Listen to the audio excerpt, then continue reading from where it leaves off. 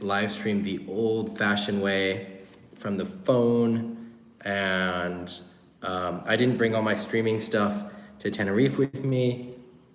Let's see how this goes. If we have a lot of footage posted during the week, I will go back to doing OBS streaming and just trying to do it through my computer without any of the live equipment. We can see how that works, but for now, we're doing it this way, through the phone like we used to do.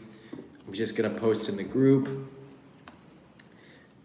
We are live on YouTube right now. All right, posting this right now. And if you're joining us, say hello. Did you sail? Was it windy? Where'd you sail? Gotta make sure I've got the chat on. Yeah, let us know. How was it? I've been sailing. I've been in Tenerife for the last 3 days, and I've sailed every day. It's been pretty good, actually. Yeah, I've sailed every day. I've sailed a bit too much, actually. I haven't sailed this much in months, so I'm feeling a bit overtrained. I sailed 3.5 hours today, and about the same the last couple days. Like 5-0 sessions in Tenerife. Hey, Dom, Matt. Yeah, Matt, you got some wind coming. Nice. Yeah, so we're gonna do the live stream this way. Hey, Cosmo.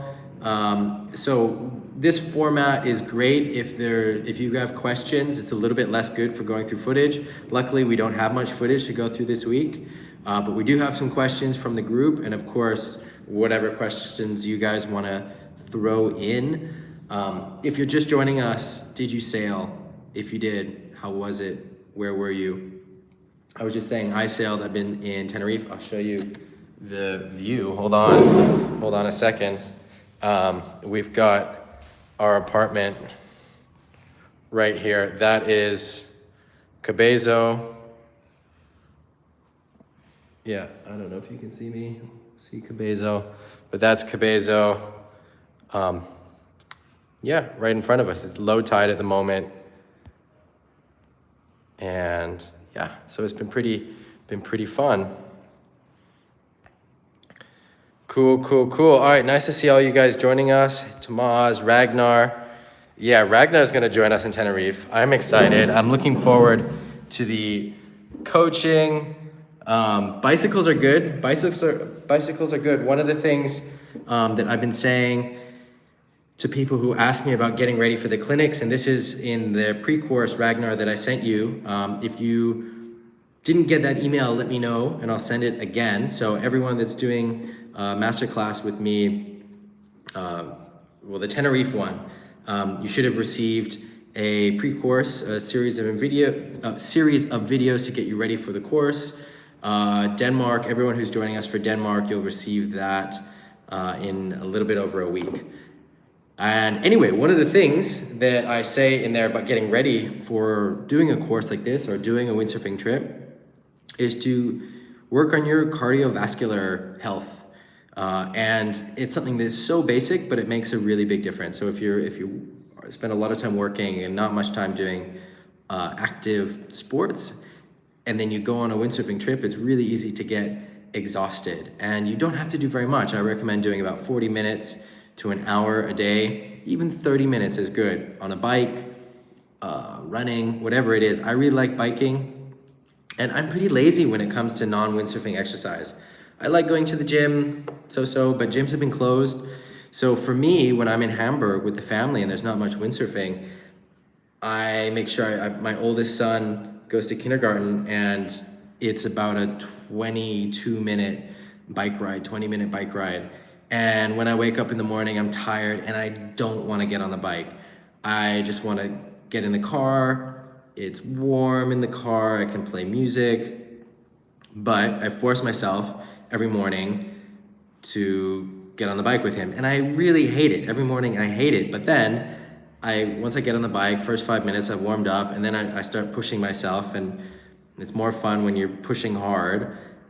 And that makes it so that I've got 45 minutes-ish of good cardio, or basic cardio, you know, and then if I do more, great, you know, and I've got my training schedule, my gym schedule that I try to stick to. But my philosophy and what I've found that really works best for me, for this kind of cross training, is that it's about consistency. It's not about quality.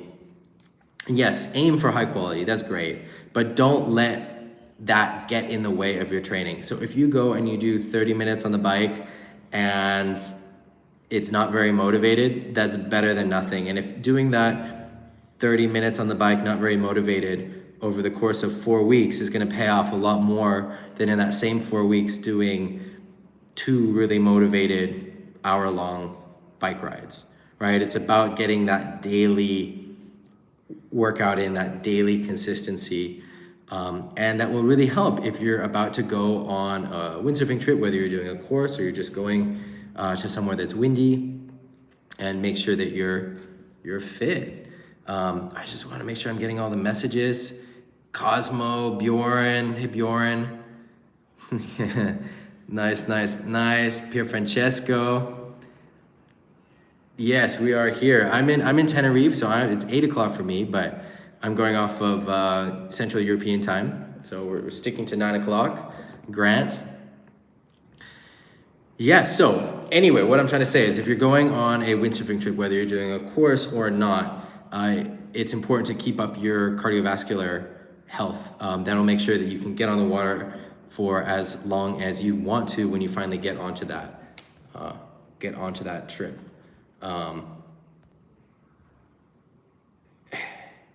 Yeah, I hate running, so I like cycling. Jorg, how's it going? So for me, cycling is the cardiovascular training of choice. I really don't like running. I've injured my knees, not running, I've injured the knees windsurfing, but running can aggravate them, so I don't like running. Dom, how's it going? Yeah, it's crazy. I wear a heart rate monitor sometimes on the water, or actually a lot on the water, and my heart rate in a heat or in competition it goes sky high. The adrenaline, you're also so busy, like what you have to fit into a heat when you're competing in 10 minutes. You know, another time when your cardiovascular system is really taxed is when it's really windy. What I've noticed is when I'm on a 3.7 or 4.2, and I'm big, I weigh like 90 kilos, so when I'm on a 4.2, it's really windy.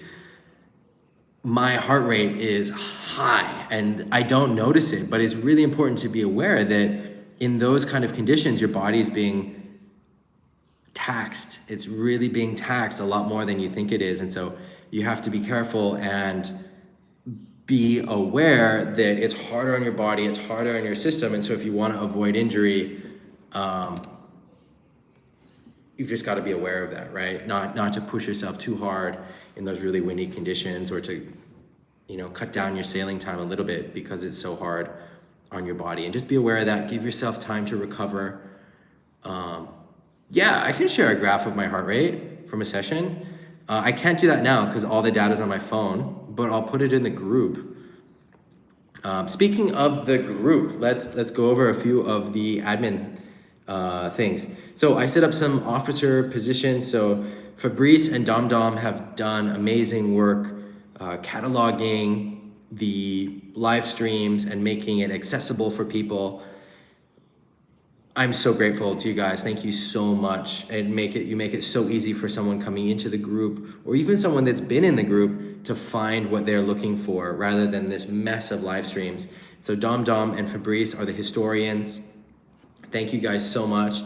And then you guys might not have noticed it, or for sure you didn't notice it, but leading up to now, even though they didn't have official moderation privileges, Tomas, Kevin, and Christoph have volunteered behind the scenes to do some help with figuring out what is appropriate for the group, what's not appropriate for the group. So thanks to them, and they've now got official moderating privileges. Hey Greg, how's it going? If there are Other people that want to volunteer, I think there's some other positions. And you know, like our group is so cool and the community is so amazing that the positions don't have to be what you would normally think of in a Facebook group, right? Like historians is maybe not a normal position in a Facebook group.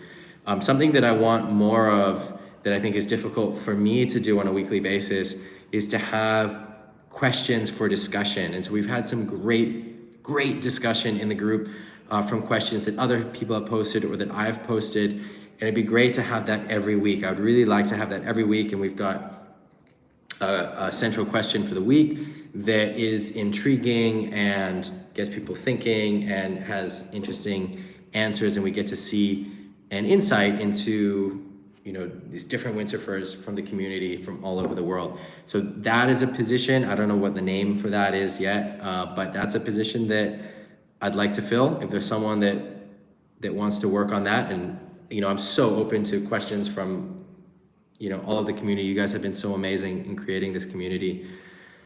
So it's not just one person to come up with questions. Maybe it's one person to sort of organize the questions, and then the questions can come in from the community and from me and from whoever else. But there's someone that then is organizing that and making sure that we've got a question a week posted. I'd like to see that. And then if there are other things that you guys think the community needs, you know, let me know. I'm so proud to see the community growing. You know, I think we're almost at 3,000 people.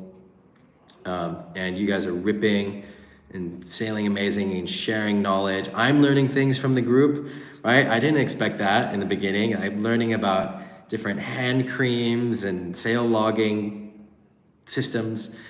So that's super cool, super cool.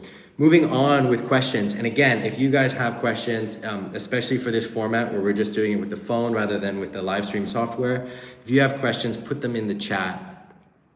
It's really easy for me to answer them. I'm always nervous because the chat keeps disappearing, and I wish they would just always stay up. Hey, Sammy. So yes, get your put your questions there. Just trying to make sure I can get the chat so it's always up. I don't know how to do it. Anyway. So I'm gonna go through the questions that were posted in the group. If you have specific questions, let me know, and we'll deal with it. All right, so we got a question from Mark, and Mark posted some footage. I can flip this around like we used to do. I feel so low tech filming my computer screen again. We've come so far with the streaming setup. But anyway, I'm gonna go back in time and flip this around, and we're gonna talk about this. So Mark posted this video with the question about how to keep speed in the wave ride, especially going from the bottom turn to the top turn, which is such a good question. And it's a question that we're continually answering. It's very difficult actually to keep your speed. And it's one of the signs of an expert wave rider, being able to keep speed from the bottom turn through the cutback. There are a few things I want to point out here, and they're less technical actually, and they're more a mindset. So what we can see here is that, Mark, you're really physically trying to turn your board around. We can see that you're using your muscles and you're turning the board. And we see that again here on this other example. Really using, well, there's a little bit less actually, but you can see that you're really using your body here. Here you can see it again. Right, your body, you can see you're pushing with your feet and using your sail to turn around. And one of my mantras with wave sailing is that it shouldn't be hard work. It should be easy. And if you're working hard, you're doing it wrong. And what do I mean by that? Well, one of the main things that I mean is that you want the wave and your board to be doing the work for you. And so that means you don't want to muscle the board around. You don't want to muscle it using force. What you want to do is put it in the right position so that the wave can connect with the board, and then the board can do what it's designed to do, which is pick up the energy of the wave and turn it into board speed. So instead of just coming to the top of the wave and then trying to muscle it around, what you need to do is try to get to the part of the wave that's gonna push you back, and then you present the bottom of the board, and it's the wave that's pushing you around, not your muscles, not your force, not your sail, but the power of the wave that is giving you speed. And that's what allows you to keep your speed and to redirect. So how do you do that? Well, one is that it's all about timing. That's one of the huge elements of this. And then two, it's about the high five, right? That we're always talking about, getting that high five. And so what you can do is just really focus on not doing a forceful bottom turn, but doing kind of a relaxed bottom turn, presenting the bottom of the board to the white water of the wave or the power of the wave, and then just feel that power transfer. And then once you are comfortable with that kind of riding, then you can start putting more and more force, more and more power into your riding. But in the beginning, it's just about picking up the energy of the wave. And you want to think about your board always going from rail to rail and not going side to side, right? So you're never turning your board this way. You're only turning it like this. And then the way the board is designed is once you get on the rail, it's going to go that way. Or on this rail, it's going to go that way. But you're never steering it like this in the flat side to side plane. So those are our three big concepts, Mark, that if you integrate them into your wave sailing, you're gonna have a lot more fun, it's gonna feel amazing, and you're gonna keep your speed from bottom turn to cutback. So again, what are those concepts? It's about presenting your board to the power of the wave to pick up the speed. So that's all about timing and placement. And you can do that really softly in the beginning. You don't have to put much force into it, but just try to get the bottom of your board presented to the white water of the wave or the power section of the wave and feel that speed. You don't have to do tight turns. You can do really wide, big turns, but get that energy transfer. That is what riding waves is about. It's transferring this chaotic energy in the ocean from some storm. You know, in some cases it's thousands of miles away. In some cases it's not. Some cases it's close by. But anyway, you've got this energy from Mother Nature that's in the water, and you transfer that to board speed, and that's what riding waves is. And so you're picking up that energy from the wave. You're not muscling it. Muscling it is a no-no. That's one. Two is getting that high five. So you make sure you're presenting the right part of your board to that energy source so that the board can do what it's designed to do and pick up that speed.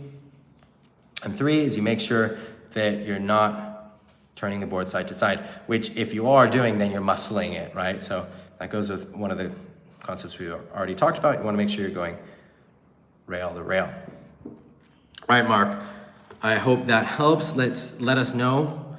And moving on to the next question. If you guys have a question, let me know. Make sure I'm keeping up with the chat.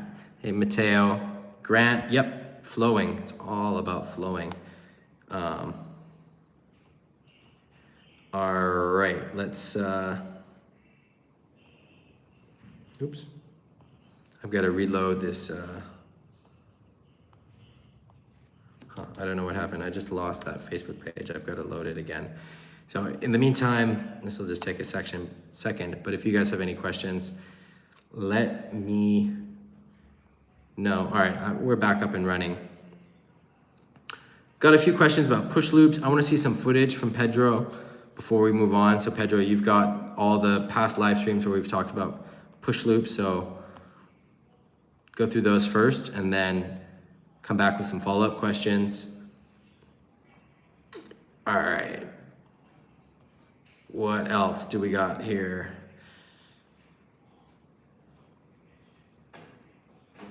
All right. Yeah, we were talking about lotions and ointments for the hands. A lot of really good answers over the course of the week. All right, Mateo's asking tips to duck the sail in freestyle.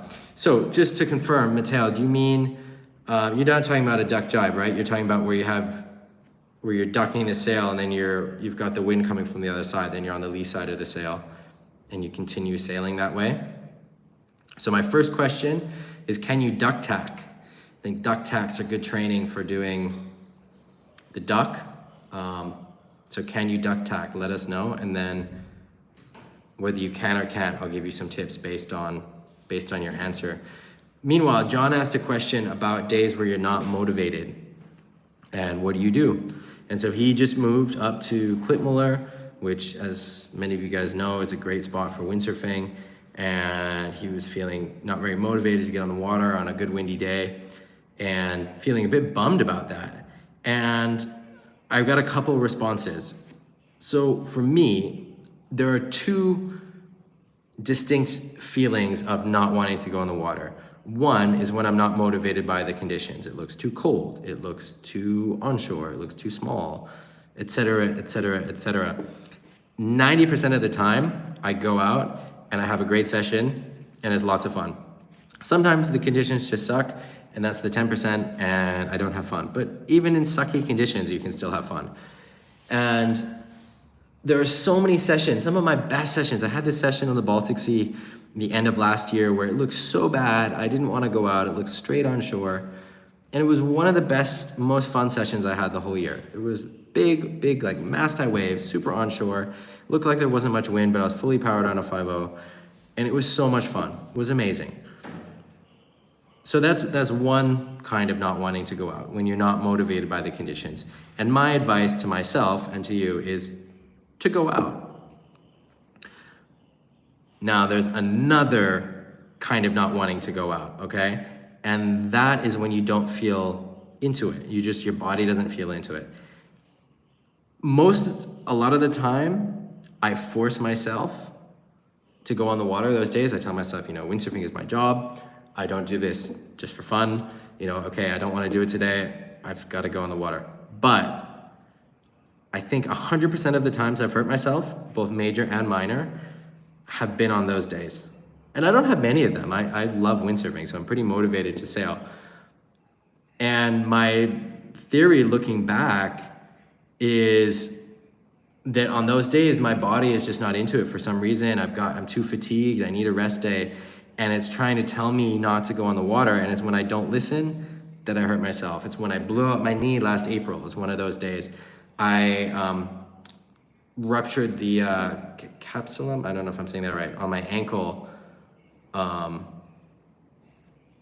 in Cape Town on one of those days. And sometimes I don't get injured on those days, but 100% of my injuries, both minor and major, do happen on those days. And so I think if you're not feeling up to it, take the day off, right? It's fine. It's your body trying to tell you something. Take the day off. It's fine. And watch. If you want to still get better, go down to the beach, watch, film your friends.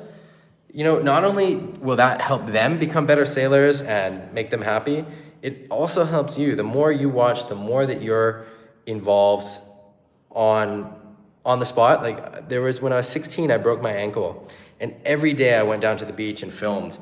And it was amazing. When I came back from my injury about 2 months later, I had improved, and I attribute that to going down to the beach every day and filming. So my mind was still windsurfing, even if my body wasn't. Anyway, John, I hope that answers your question. And anyone else's question who is not feeling motivated sometimes and not sure what to do with it, maybe feeling a bit ashamed, and there's no reason to. All right, answering some quick questions. Matteo, I'm gonna get to the ducking in a second. Pier Francesco, are there some new trends from pros and constructors in the Canaries, some trends on boards and sails? Not that I see. So for example, with our Ezzy sails, we're keeping the wave sails all the same from 2021 to 2022. I'm super happy with the designs. I'm loving the Ezzy Wave, the 2021 Ezzy Wave. And with COVID, I know it's been really difficult for people to get gear, to get their sails. So there's no reason to change, because for some people, they're just getting the 2021 gear now. or they haven't even got it yet because it's been so difficult with shipping and getting material and producing sales. And that's true, I think, for a lot of other brands, or a lot of other brands are doing something similar, where they're putting off releasing new gear. I'm really happy with that decision with Ezzy for the wave sails. And I think that's a more general trend. So I don't see much new stuff here. Dom, Tenerife is less onshore than Pozo. Pozo is almost straight onshore. Pozo is so onshore that you can consistently jump coming in. Tenerife is not that onshore, but it's pretty onshore. But it's way less onshore than Pozo. Pier Francesco asks a question for Ezzy Sails riders. Do you still pull a lot the strap at the bottom like the old sails or not anymore? Yes, the tack strap is important. The sails will feel better with more tension on the tack strap. So yes, tack strap is important. Doesn't matter what year your Ezzy sail is. The sails have gotten a lot lighter. Now they're one of the lightest sails out there, but they still require a lot of tack strap. It just makes them more stable, makes them work better and more efficiently. Cosmo's asking, have I ever seen a guy almost die windsurfing? No, have you? I have seen a lot of things. I've seen someone get attacked by a shark. I was a surfer, a friend of mine. He was a windsurfer, but he was attacked by a shark. The guys in the water did an amazing job rescuing him. I was there when Luke Siver broke his femur, and I swam out to help him. So it was me and Levi, and we swam out. It was like the end of the day, and Levi and I both jumped off the rocks. So for those who don't know, Levi Siver, one of the greatest windsurfers, wave sailors in the world, in the history of the sport. His brother's Luke Siver, who's also an amazing wave sailor. Not as in the limelight as Levi, but an amazing windsurfer. And he broke his femur. This was a few years ago on an aerial. And so it was like the end of the day, and Levi and I, we both jumped off the rocks. We got to Luke, and Levi helped Luke get in, and I swam to try to catch his gear. And I swam for, I don't know how long I swam. I was like a mile or two. It was crazy. It's the longest I've ever swam in the ocean. But I couldn't get his gear. The waves were big, and I went like way out, and then I came back up to Hokipa, and I was really exhausted after that. But anyway, I don't know if that answers the question about injuries in windsurfing. Those are some of the ones that I've seen. I was there, but I wasn't involved in the rescue when Leon landed on his fins at Hokipa a couple years ago. That was pretty bad. He passed, I don't know if he passed out or almost passed out from the blood loss in the rocks, like right when he got to the rocks. And luckily, Klaas Vogt and a few other people were there to rescue him. And yeah, Bujma, I wasn't there that day, but going for like a triple, and he hit his head and passed out. That was pretty bad. So there definitely are some bad injuries that have happened. But why do you ask? Why do you ask, Cosmo? Do you have an experience you want to share? Mateo asks, second question, we're going to get back to the ducking. Tweak pushy, it feels like a paunch. Yes, it does feel like a paunch, feels like a goiter. Basically, it feels like a goiter, feels like a paunch, feels like a crazy Pete. I don't know if you've ever done a crazy Pete. That's like a half back loop, where then you land, you flip the sail in the air and you land going in. That's kind of what it feels like doing the tweaked push loops. You can kind of go up like a back loop, and then you throw your upper body and you leave the board in one place. And so it looks like you're tweaking with the board, but you're actually leaving the board and then moving your upper body and the sail. Thomas Svensson says, once in Klitmiller PWA, I got a wave canceled for riding outside the area, but most of the riding was inside. Should the rules change? Yeah, I don't know. It's so tough because you definitely need a competition area. Otherwise, the judges don't know where to look, and they can't look at everything. You have to have defined parameters for how the judging is being done and where the riding is happening. In that case, though, I'm not a spokesperson for the PWA in this respect. In that case, I feel like the wave should have counted until you went outside of the area. So it doesn't seem fair to me that it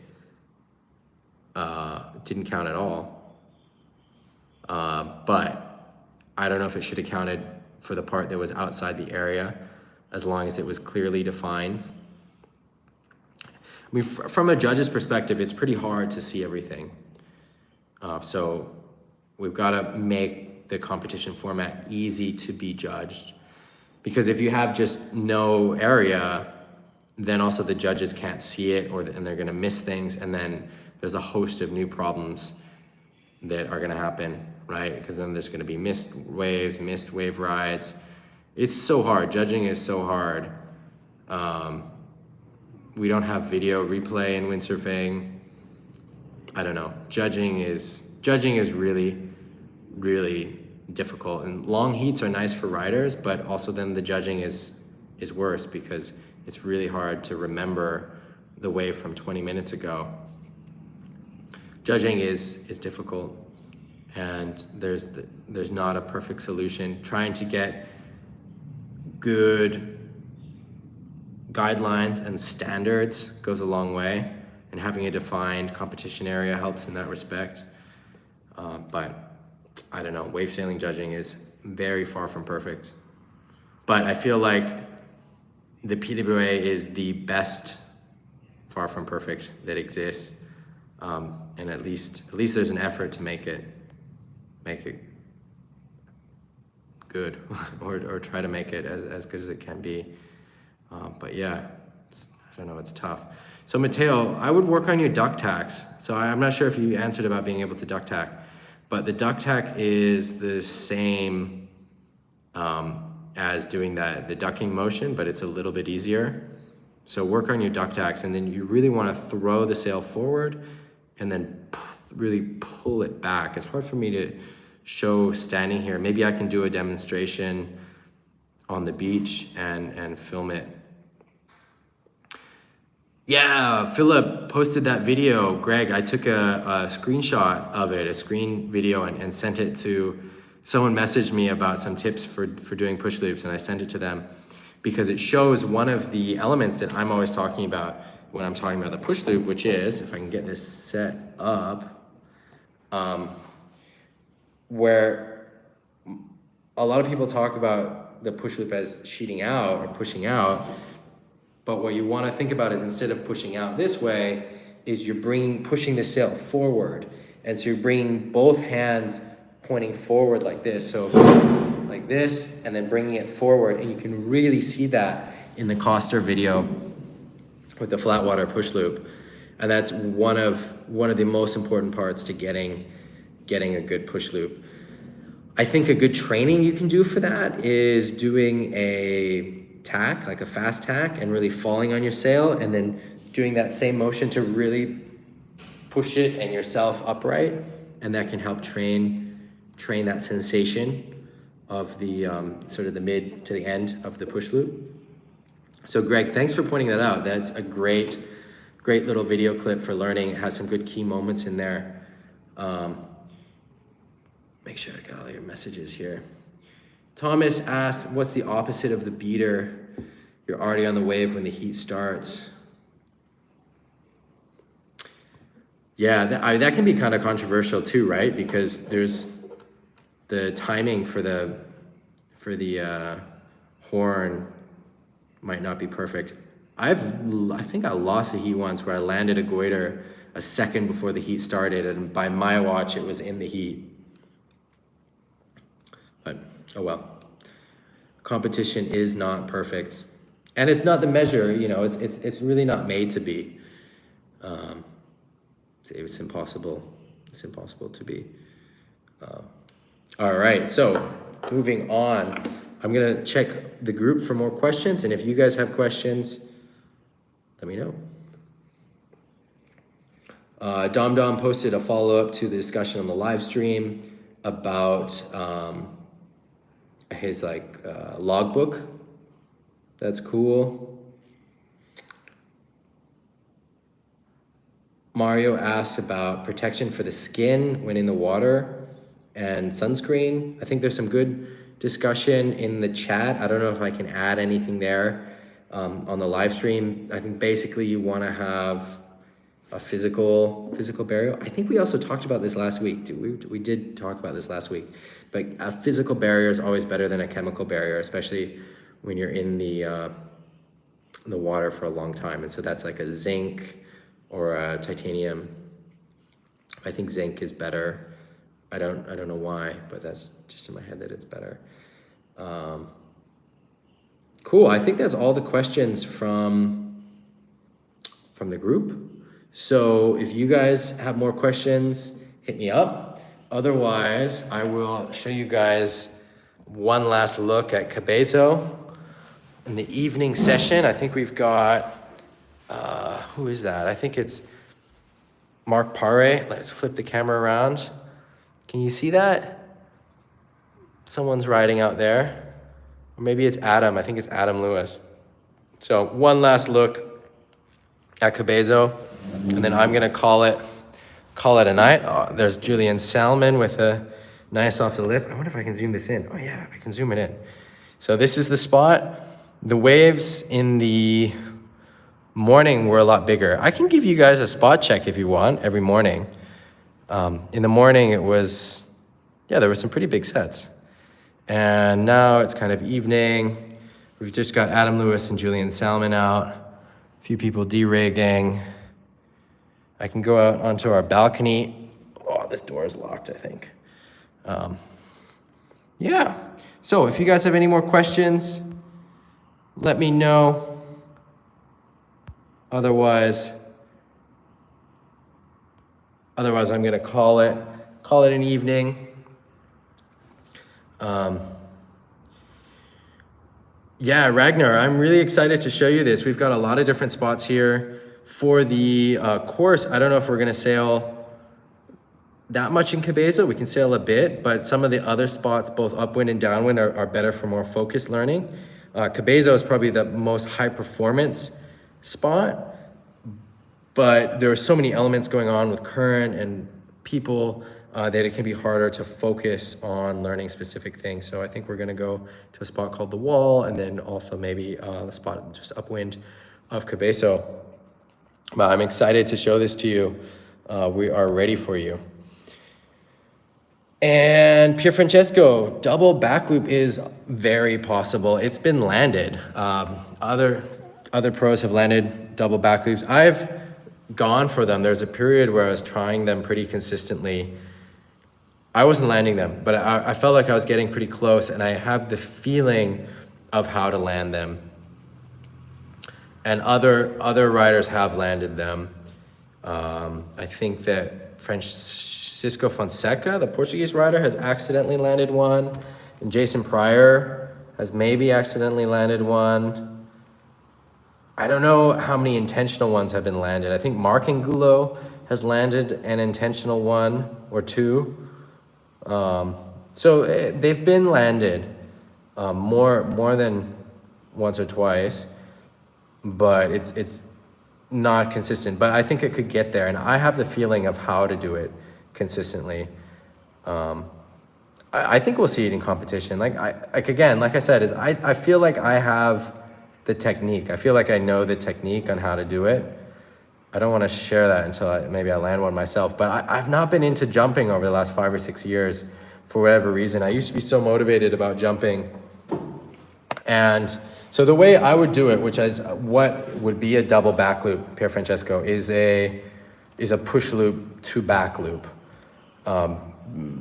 which is like a back loop, double back loop, right? Because you've got to then swing back up around. And what really opened it up for me was seeing Boujma do the cheese roll to back loop. And that opened up like how to then do the back loop, or the sort of the push loop to back loop, the double back loop. But I don't know, my motivation for jumping's kind of been waning, so we'll see. Maybe I'll do it myself, or maybe I'll coach someone on how to do it. Because I feel like I know the technique on how to initiate it, because it's a bit different than doing a normal push loop. All right, guys, I'm gonna sign off. If you want a spot check, let me know in the group, and I'll post a little video from Cabezo in the morning from our balcony. And what else do I need to post? I'll post heart rate from the session and whatever else you guys want. Remember to post photos, videos, questions in the group. We'll have a lot of lively discussion this week. And I can post some of my own video. I got some video from Cabezo today. And have a good, windy, productive week. If you're not getting in the water, get some training in, watch some windsurfing videos, get the mental sailing in. And I'll see you on Sunday and in the group until then. All right, guys, I'm gonna sign out. Take care. Have a good week.